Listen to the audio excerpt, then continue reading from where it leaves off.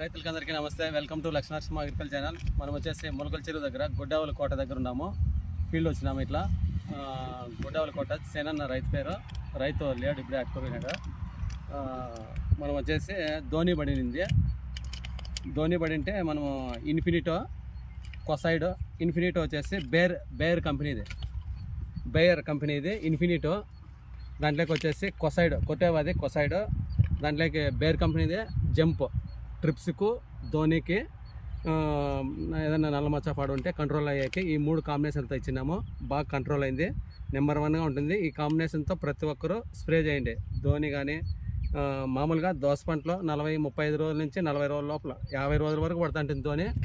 ధోని పడుతుంది కాబట్టి పడినప్పుడు వెంటనే ఇది కొట్టుకోండి. ఈ కాంబినేషన్తో బేర్ కంపెనీది ఇన్ఫినిటో జంప్, బేర్ కంపెనీది జంపు, కొట్టేవా కంపెనీది కొసైడ్.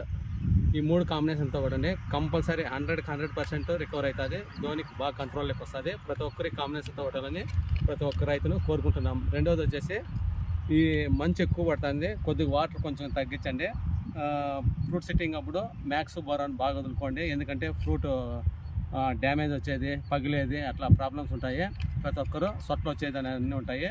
బోరాను మ్యాక్స్ కంపల్సరీ వారానికి 2 సార్లు వదలండి. 2 సార్లు వదిలిన దానివల్ల ఫ్రూట్ సెట్టింగ్ బాగా అవుతుంది. ఫ్రూట్ సెట్టింగ్ అప్పుడు 10-54-10 వాళ్ళకి రాదు, 10-54 ప్లాంట్ ఆఫ్ ఆల్ వస్తుంది.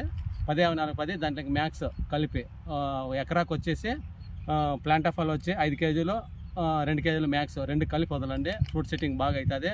రెండవది ఈ డోసేజ్ వచ్చేసి ఇన్ఫినిటో డోసేజ్ వచ్చేసి 500 ఒక బ్యారల్కి వచ్చి 200 లీటర్లకు వచ్చి 1/2 litre ఇన్ఫినిటో, 1/4 KG Kocide, 40 grams jump. ఈ 3 కాంబినేషన్తో ఈ డోసేజ్తో కొట్టండి. ఖచ్చితంగా 100% కంట్రోల్ అవుతుంది.